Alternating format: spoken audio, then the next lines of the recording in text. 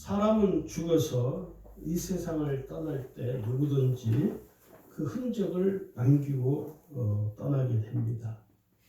옛 석담에 이런 말이 있죠. 사람은 죽어서 이름을 남기고 호랑이는 죽어서 가죽을 남긴다. 어떤 사람은 아름다운 흔적을 남기고 가는 사람이 있는 반면에 또 어떤 사람은 추한 흔적을 남기는 사람도 있습니다. 미국의 제16대 대통령을 역임한 에브라함 링컨은 늘 평상시에 자기에게 한 가지 소원이 있었다고 고백을 했다고 합니다. 그가 세상을 떠난 후에 링컨은 이렇게 이런 말을 꼭 듣고 싶어 했다고 그래요. 링컨, 그는 잡초를 뽑고 그 자리에 꽃을 심었다. 당신이 죽고 난 이후에 후대 사람들에게 링컨이라는 사람을 그렇게 흔적이 남겨지기를 소원했다는 것이죠. 여러분은 삶의 흔적이 어떻게 남겨지기를 원하십니까? 오늘 특별히 이제 다음 주에 우리가 추수감사절을 맞이하게 됩니다. 그래서 추수감사절 설교를 한 주간 앞당겨서 미리 좀 하려고 합니다. 우리가 이 추수감사절을 말할 때 항상 빼놓지 않고 언급하는 것은 미국의 청교도 신앙이죠. 그들은 아메리카의 대륙으로 신앙의 자유를 찾아서 그 멀고도 험한 길을 떠났습니다.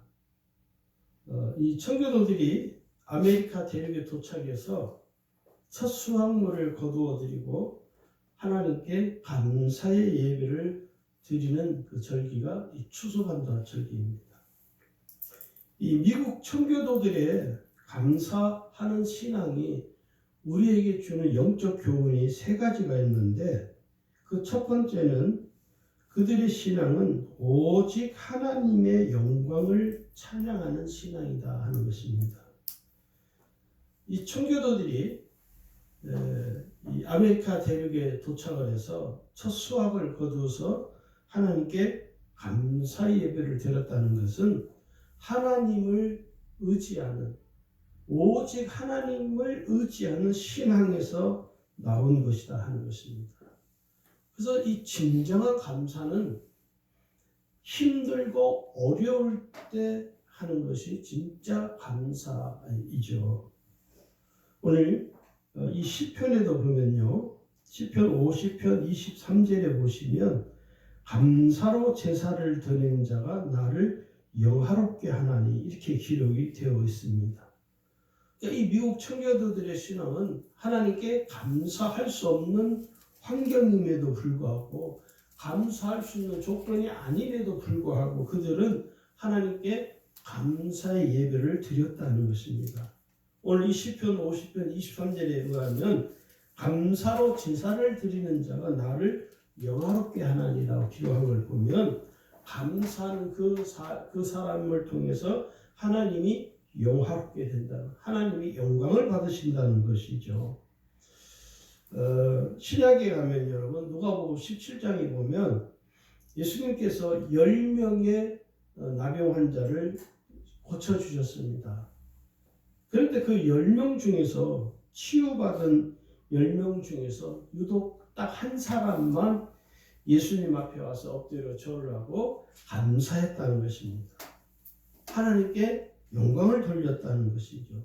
아니 10명이 나왔는데 겨우 10% 한 사람만 와서 감사함으로 하나님께 영광을 돌렸다는 것이죠.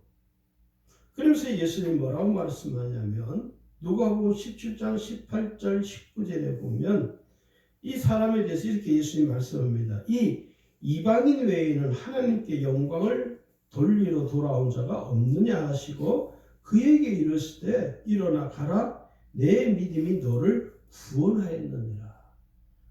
이 한 사람은 이방인이죠. 유대인이 아닌 이방인이에요. 이 사람이 돌아와서 예수님 발 앞에 엎드려 감사하고 하나님께 영광을 돌렸다는 거죠. 그러니까 이게 정말 신앙이 깊은 사람은요 내가 정말 힘들고 어려울 때 감사하는 것입니다. 아무런 힘든 일도 없고 항상 좋은 일이 있으면 감사하는 건 쉽습니다. 그러나 정말로 힘들고 어려울 때 하나님 내게 베풀어 주신 그 은혜에 대해서 진정으로 감사하는 것이 진짜 감사하나 하는 것이다 하는 것이죠. 두 번째, 이 미국 청교도들의 신앙은 오직 하나님만 의지하는 신앙입니다. 여러분 한번 생각을 해보세요. 청교도들이 아메리카 미지의 땅에 도착을 했는데 거기에는 서로 연구하고 그런 것이 없는 거죠.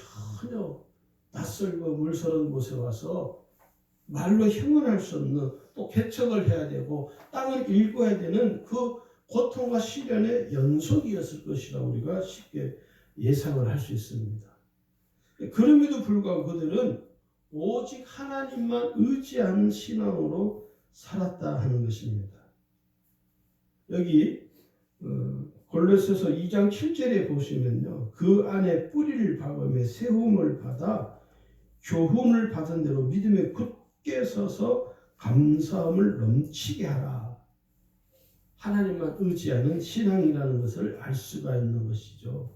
우리가 이 세상에 살면서요, 우리가 때로는 혹독한 고통과 시련을 당하면 당할수록 더욱 하나님께 감사하는 신앙으로 살아야 됩니다. 할렐루야. 아멘. 감사하는 신앙으로 사는 사람은요, 하나님을 더 의지하게 된다는 것입니다. 미국 청교도들이 그들의 신앙은요, 힘들고 어려운데 더 하나님을 의지하는 거예요. 더 하나님께 감사하는 것이죠. 우리는 어려운 일이 찾아오고 힘든 일이 찾아오면 하나님을 의지하기보다는 어떻게 됩니까? 세상을 더 의지하게 되죠. 여러분, 힘들고 어려운 때일수록 하나님을 더 의지하는 신앙으로 사는 사람에게는요, 필수가 뭐냐면 감사입니다. 감사. 왜냐하면 이 감사는요, 나로 하여금 하나님을 더 의지하게 만드는 영적인 능력이 있습니다. 그래서 믿음이 신실한 사람들은요, 힘들고 어려울 때 낙심하지 않고 더 하나님을 의지하는.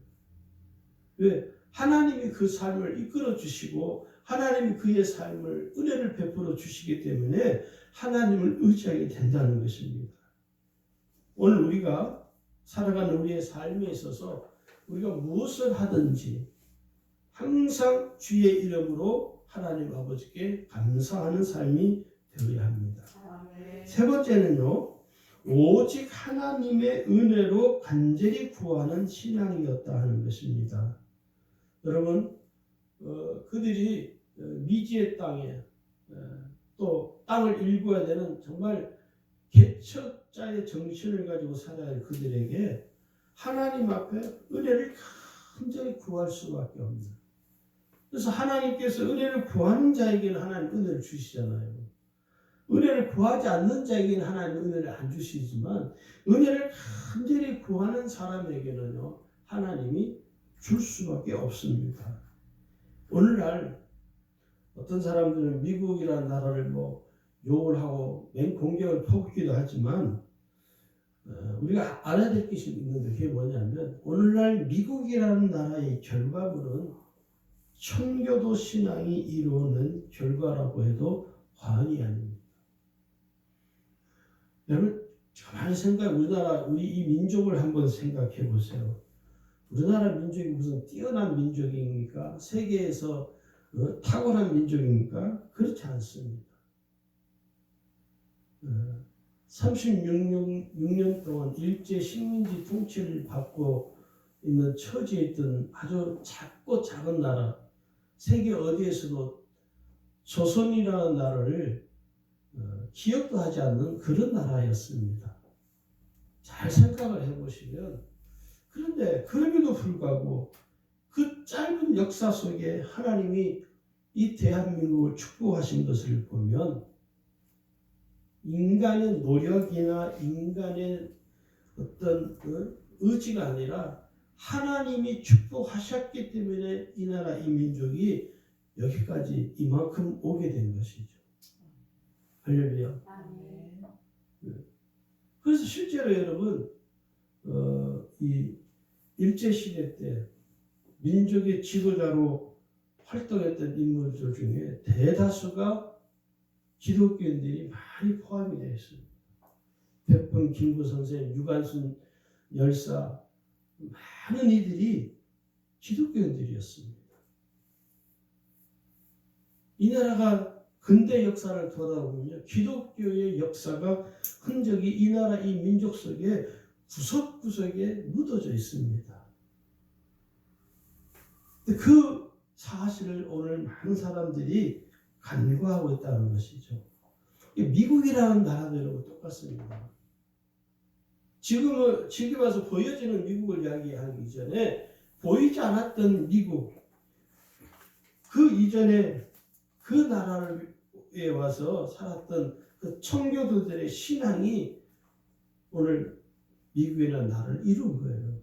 그러니까 대한민국이라는 나라를 이룬 것도요, 그 근대 역사에 일제시대부터 시작해서 6.25를 거쳐오면서 많은 수많은 기독교인들이 박해를 당하고 그 기독교인들이 이 나라 민족의 지도자들이 되어서 이 나라를 이끌어 간 것이죠.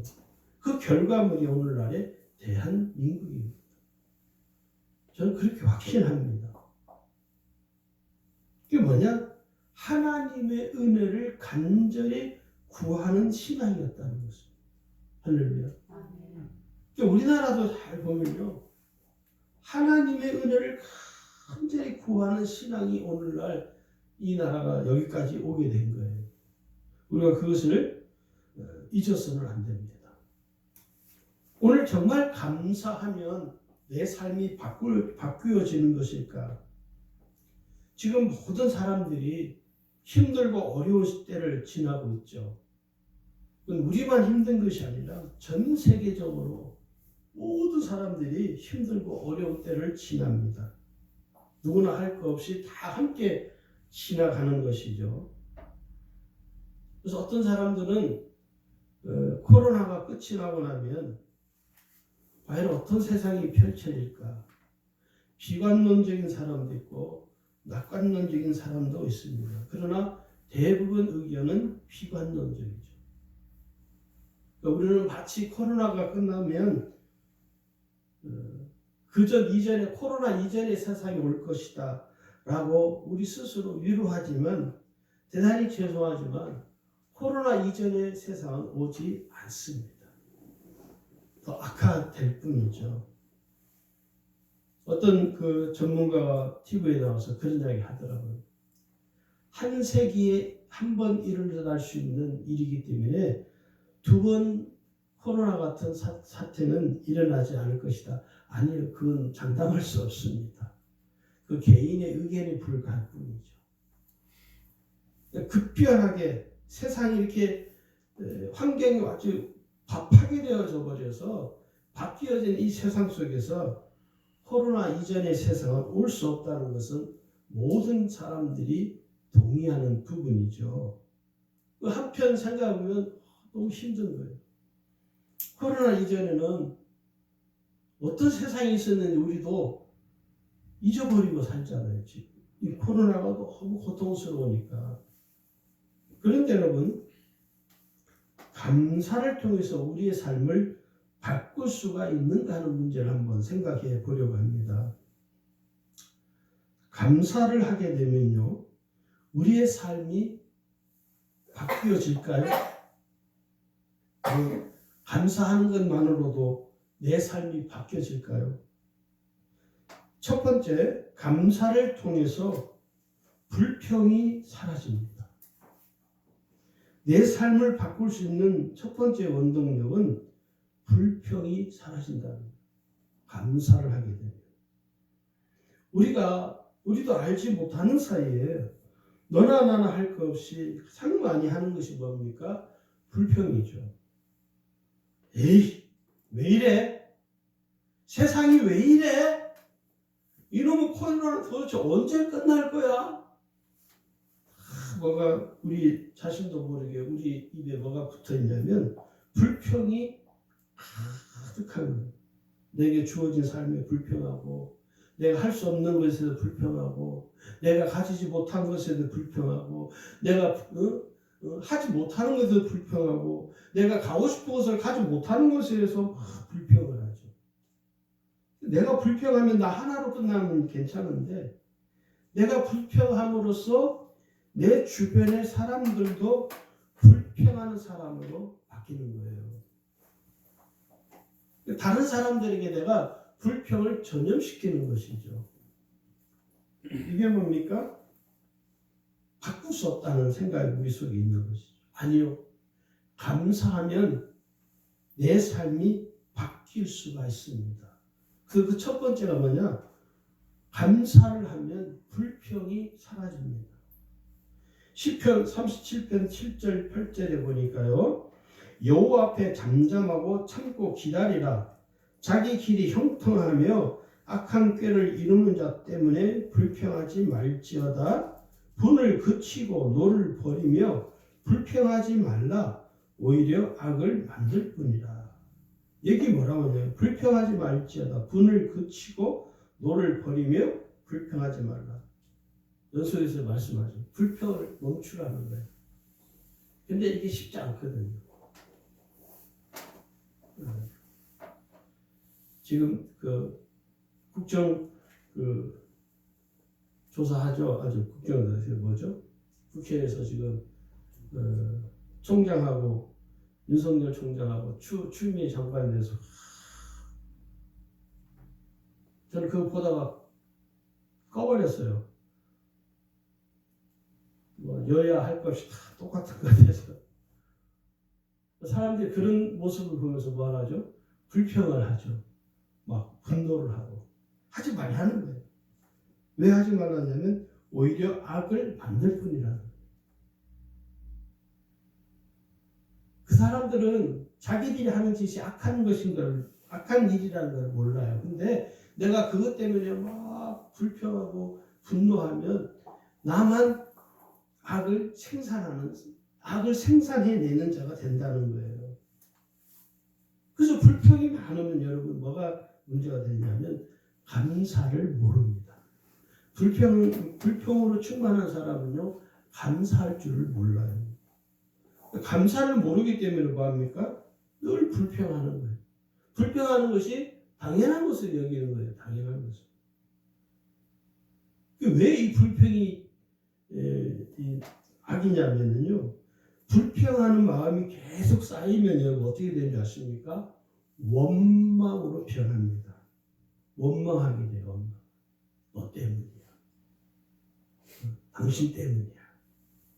이게 불평이 계속 쌓이다가 이 불평이 계속 쌓여서 뭐로 이게 생산이 되냐면 원망으로 바뀌는 거예요. 원망을 하게 되면 어떤 일이 벌어지냐? 삶을 송두리째 뒤흔드는 거예요. 부모를 원망하고 아내를 원망하고 남편을 원망하고 이 원망하는 마음이 가득한 사람들은요 그 삶이 뒤틀려 버리는 거예요. 왜곡이 되어지는 것이죠. 그래서 무서운 것입니다. 환경은 여러분 불평하는 사람이 바꾸는 것이 아니고 범사에 감사하는 사람이 환경을 바꾸는 겁니다. 그래서 내 주변에 감사하는 사람이 많으면 나도 모르는 사이에 감사하는 사람으로 바뀌어요. 내 주변에 내 주위에 불평하는 사람이 가득하면 나도 모르는 사이에 나도 불평하는 사람으로 변해버립니다.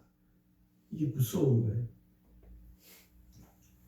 범사에 감사하는 사람은요 모든 불가능한 것을 가능한 것으로 바꿀 수가 있습니다. 불평하는 사람은요 바꿀 수가 없어요. 우리가 그것을 잘 깨달으셔야 됩니다. 두 번째, 감사를 통해서 기쁨이 생깁니다. 삶에 만족하지 못하는 사람은 기뻐하지 못하고 늘 짜증을 내죠. 짜증내는 건 결코 하나님이 기뻐하지 않는 삶입니다. 자신의 삶에 감사하며 사는 사람은요 짜증을 내지 않고 오히려 기뻐합니다. 짜증낼 일이 있어서 짜증내는 것이 아니라 자신의 삶에 감사가 없기 때문에 그냥 짜증내는 거예요. 습관이죠, 습관. 그냥 습관적으로 짜증을 부리는 거예요. 그러므로 늘 짜증나는 내 삶에서 벗어나려면 먼저 뭘 해야 되느냐? 감사해야 됩니다. 감사가 넘치게 되면 짜증은 사라지게 됩니다. 네, 짜증을 없애야죠. 그건 성격의 문제가 아니고요. 우리는 모든 상황을 성격의 문제로 우리는 덮어버립니다. 저 사람 까칠해. 그냥 성격이야. 아니요.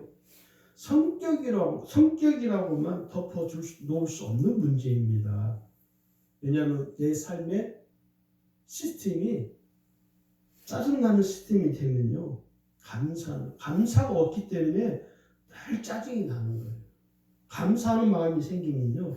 짜증을 부리려고도 짜증을 부릴 수가 없습니다.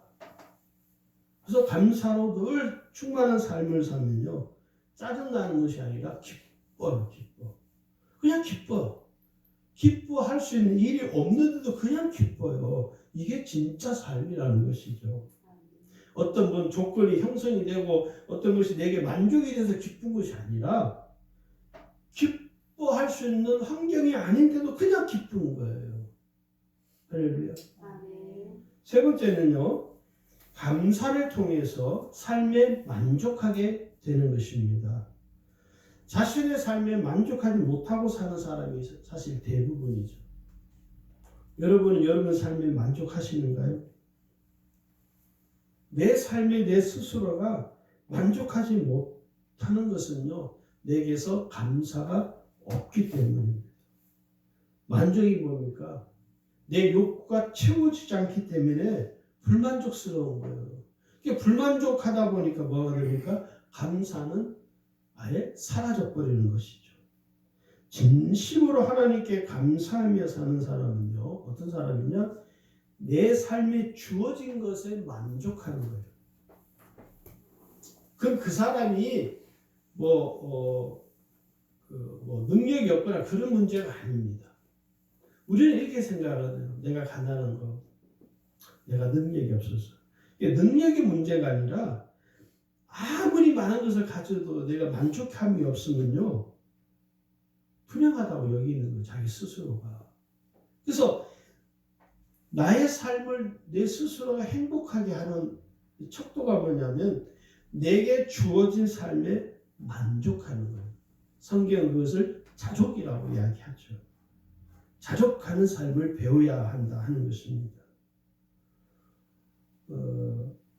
어떤 사람이 시골에 4,500만 원 저기 전라북도 김제에 4,500만 원짜리 시골 땅을 300평을 집과 그 시골 주택이 있고 땅이 있고 텃밭이 있는 그 300평을 4,500만 원에 주고 샀어요. 뭐라고 하냐면 자기가 서울에서 살다가 도시생활 너무 휘쩌들려서 일을 저질렀다는 거예요. 그래서 거기에 이제 돈을 들여서 수리를 하고 해가지고 리모델을 새로 하고 잔디도 신고 새로 이제 집을 다 새롭게 다 가꾸었어요. 그래서 사람 물어봐요. 이렇게 시골에 이렇게 와서 집을 다 수리하고 이렇게 하면서 어떠냐? 그랬더니 자기가 서울에 있는 집을 다 팔아서 이 집을 사서 리모델링을 사는데 자기는 만족한다. 사람들이 주변 사람들이 뭐라고 그랬대요. 왜 그런 쓸데없는 짓을 하느냐고, 왜 거기로 가느냐고 사람들이 막 욕을 하고 그래도 자기는 그러는 거예요. 내가 만족하면 되지.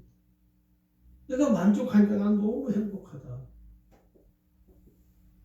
여러분 오늘 우리가요 자신의 삶에 만족하지 못하기 때문에 뭐가 생깁니까? 욕심이 생기는 거예요. 욕심이 생기니까 뭐가 됩니까? 다른 사람을 속이는 거예요. 욕심이 생기기 때문에 다른 사람에게 사기를 치는 거예요. 욕심이 생기기 때문에 뭐가 됩니까? 다른 사람에게 피해를 주면서까지 자기가 얻으려고 하는 거예요. 그러니까 만족하지 못하는 그 삶이 결국은 어떻게 됩니까? 악한 삶이 돼버리는 것이죠. 우리가 이것을 참 주의해서 봐야 됩니다. 내가 지금 내 삶에 주어진 삶에 만족하는 거야. 만족한다는 것은요, 자기 삶에 나태해지는 것이 아닙니다. 자기 삶에 만족하면서 만족하게 됨으로 인해서 하나님께 진정으로 감사가 나오게 된다는 거예요. 할렐루야. 아멘. 우리가 아주 지극히 적은 일에도 감사할 수 있어야 돼요. 아주 작은 일에도 감사가 나와야 돼요. 그러니까 우리의 삶에 만족하며 자족하는 삶을 살게 되면 감사는 그냥 나와요. 만족하지 못하니까 에이 하나님 뭐 하나님이 계시다면서 뭐 이것밖에 축복 안 해줘? 도대체? 왜? 만족하지 못하다. 만족을 하게 되면 하나님 내게 은혜 주셨네. 너무 감사하다. 그러니까 그 삶이 풍성한 것이에요. 물질이 많아서가 풍성해지는 것이 아니라 돈이 많기 때문에 그 삶이 풍성해지는 것이 아니라 내게 주어진 삶에 자족하는 삶을 살며 하나님께 감사하는 그 사람이 정말 풍성한 삶을 사는 것입니다. 오늘 데살로니가전서 5장 18절에 말씀하잖아요. 범사에 감사하라. 왜요? 이것이 그리스도 예수 안에서 너희를 향하신 하나님의 뜻이니라. 할렐루야. 네 번째는요. 감사를 통해 믿음이 강한 사람으로 살게 됩니다. 다른 표현을 영적 강자라고도 말하죠. 믿음의 강자가 되는 것입니다. 그러니까 범사에 감사하는 삶을 사는 사람은요, 믿음이 강한 사람이에요. 우리가 솔직히 범사에 감사하며 살기 그렇게 쉽지 않잖아요. 내게 주어진 모든 일이 범사에 감사하는 것. 범사에 감사하는 사람은요, 자신의 삶을 쉽게 포기하지 않습니다. 그리고 쉽게 좌절하지 않아요. 왜요? 하나님께서 주시는 거니까. 있고 없고의 문제가 아니라 범사에 감사하며 사는 사람은요, 영적인 수준이 매우 높은 사람입니다. 뭐 성경 지식이 성경 지식이 아주 많기 때문에 그 사람이 영적 수준이 높다고 말하는 게 아니에요. 범사에 감사하며 사는 사람은요, 쉽게 좌절하지도 않고 삶을 쉽게 포기하지 않습니다. 낙심하지 않는 것이죠. 그래서 그 사람은요, 영적 수준이 매우 높은 거예요. 그래서 그 감사를 통해서 그 사람의 삶에 열매가 풍성하게 맺어지는 것입니다. 우리가 이것을 잘 깨달아야 한다는 것이죠.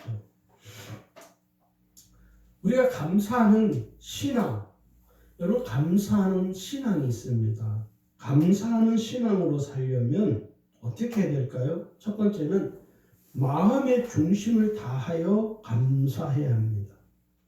하나님께 감사할 때는 내 마음의 중심을 다하는 것이죠. 정말 감사. 하나님, 내게 은혜 주신 것을 인해 정말 감사합니다. 내가 은혜 받을 수 없는 삶임에도 불구하고 하나님 내게 은혜를 주셨군요. 감사합니다. 마음의 중심을 다해서 하는 것이죠. 감사는 그 사람의 마음의 중심에서 나오는 신앙 고백적 태도가 되어야 돼요. 이 감사도 나의 신앙이 담겨져 있어야 된다는 것이죠. 그래서 우리가 하나님께 감사할 때는 내 마음의 중심을 다해서 하는 것입니다. 그냥 지나가듯이 사람들에게 아이고 감사합니다 툭 말하듯이 툭 던지는 것이 아니라 정말 내 마음의 중심을 다 담아서 감사해야 하는 것이죠. 예수님께서도 우리에게 뭐라고 권고하시냐면 내 마음을 다하고 목숨을 다하고 뜻을 다하여 주 너희 하나님을 사랑하라. 이게 뭐냐면 내 마음을 다하라는 거예요. 뭡니까? 마음의 중심을 다해서 하나님을 사랑하라는 것이죠. 두 번째는요, 믿음으로 예물을 드리며 감사해야 한다 하는 것입니다. 하나님께 내가 감사할 때 믿음으로 감사의 예물을 드림으로 내가 감사를 드리는 것입니다. 그래서 그 예물 속에는 나의 감사신앙이 같이 담겨져 있는 것입니다. 그냥 예물만 드리는 것이 아니라 내 삶에 내 신앙의 중심이 함께 그 예물 속에 담겨 있는 거예요. 그래서 내가 그 예물을 드릴 때는 그 예물에 내 삶 전부가 들어가 있기 때문에 하나님 앞에 감사의 예물을 함께 드리는 거예요. 이게 영적인 의미가 있는 것입니다. 신명기 16장 17절에도 말씀하죠. 각 사람이 내 하나님 여호와의 주신 복을 따라 그 힘대로 물건을 드릴지니라. 또 마태복음 6장 19절에서 21절에 보면요, 보물에 관한 말씀을 하죠. 내 보물 있는 곳, 그곳에는 내 마음도 있느니라, 이렇게 말씀하죠. 그러니까 감사의 예물을 드릴 때는요, 우리가 인색함이나 억지로 하는 것이 아니라 정말 기쁜 마음으로, 기쁜 감사의 신앙을 가지고 하나님께 넘치도록 드리는 것입니다. 그 다음에 세 번째는요, 최선의 것으로, 최고의 것으로 감사해야 합니다. 예수님께 그 옥합을 깨뜨려서 예수님의 발에 향유를 부은 여인이 있죠. 이 여인에 대해서 예수님이 이렇게 극찬을 하죠. 온 천하에 어디서든지 복음이 전파되는 곳에는 이 여자의 행한 일도 말하여 저를 기념하리라. 300데나리온이 들어가는 이 향유를 사서 자기가 가려는 모든 걸 다 자기 것을 다 털어서 다 해서 그 향유를 사서 예수님을 위하여 그것을 선용하죠. 이게 감사 신앙이라는 겁니다. 인도의 어느 시골 교회에 있었던 일이랍니다. 추수를 다 마치고 우리처럼 이렇게 추수 감사 예배를 드릴 때 한 여인이 많은 양의 곡식을 예물로 드렸어요. 그래서 목사님이 걱정이 되는 거예요. 그 여인이 그만큼 그만한 곡물을 예물을 양의 그 많은 양의 곡식을 드릴 수 있는 형편이 아닌데도 불구하고 가난하게 살아가는 그 여인이 너무 지나치게 많은 예물을 바친 데 대해서 목사님이 좀 고개를 깨우뚱하면서 그래서 여인에게 물어봐요. 성도님, 혹시 하나님께 특별히 감사한 일이 있으신가요? 그러니까 그 여인이 말하기를, 예 목사님, 저에게는 10살 된 아들이 있잖아요. 그런데 지난해 아이가 병이 났을 때 하나님께 기도했습니다. 뭐라고 기도했습니까? 하나님, 이 아이가 다시 살아날 수 있다면 하나님께 많은 예물을 드리겠습니다. 그렇게 기도했다는 거예요. 그래서 이제 목사님, 그러시냐고. 그러면 아들이 어떻게 몸이 많이 회복이 되었냐고. 그러니까 그 여인이 아니라고.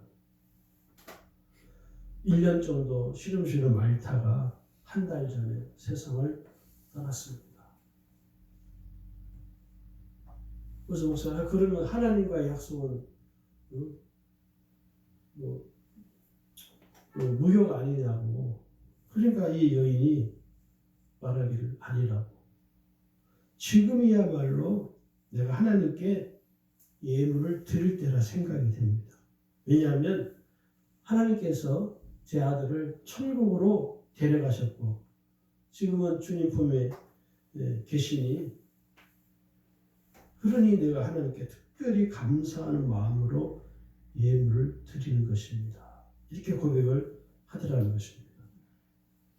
이게 진정으로 하나님 앞에 감사하는 예물을 드리는 믿음의 태도라는 것이죠. 그 다음에 네 번째는요, 감사하는 언어를 사용해야 한다 하는 것입니다. 우리가 항상 하나님께 감사하는 말은요, 우리가 하나님께 감사하게 되는 이 말들은요, 저와 여러분의 믿음의 고백과도 같은 것입니다. 할렐루야. 아멘. 왜냐하면 언어라는 것은요, 그 사람의 생각에서 나오는 것이거든요. 사람이 어떤 말을 할 때 생각 없이 말하는 것이 아닙니다. 다 생각에서 말이 입을 통해서 언어로 구체화되어서 입에서 나가는 거예요. 그러니까 그 사람의 말은 곧 그 사람의 생각인 것입니다. 할렐루야. 그러니까 감사하는 신앙이 생각으로 가득 차 있는 사람은요, 입으로 감사가 나오게 되었어요. 그래서 우리가 항상 감사의 말을 해야 합니다. 그래서 감사가 많으면 많을수록 그 삶은요, 어떤 삶으로 바뀌느냐? 감사한 삶으로 환경이 바뀌게 되어 있어요. 에베소서 5장 4절에 말씀하기를 누추함과 어리석은 말이나 희롱의 말이 마땅치 아니하니 돌이켜 감사하는 말을 하라. 어떤 목사님 이렇게 보면 항상 정말 감사하는 말을 하는 목사님이 있어요. 다른 사람이 볼 때는 저 사람이 별로 이렇게 잘나고 저 사람이 별로 이렇게 칭찬 들을 만한 사람이 아닌데도 그 목사님은 항상 어떤 사람에 대해서 말을 할 때 항상 칭찬하는 말을 해요. 제가 그걸 보고 정말 좋은 습관이다. 우리는요, 사람을 볼 때 어떤 외모를 보고 사람을 깎아내리잖아요. 가장 악한 짓입니다. 그 사람은 자기가 언제 봤다고, 얼굴 한번 봤다고, 얼굴이 조금 우락부락 생겼다고 그 사람을 외모를 보고 평가해가지고요, 사람을 막 깎아내리잖아요. 사람들은. 그러지 마세요. 어떤 말을 해야 돼요? 감사의 언어를 사용해야 돼요. 할렐루야. 감사하는 언어를 사용하는 사람은요, 항상 그 사람이 누구냐 상관없이 칭찬하는 말, 감사하는 말을 많이 사용하게 된다는 것입니다. 감사는 풍성한 축복의 열매를 거두기 위한 씨앗과도 같은 것입니다.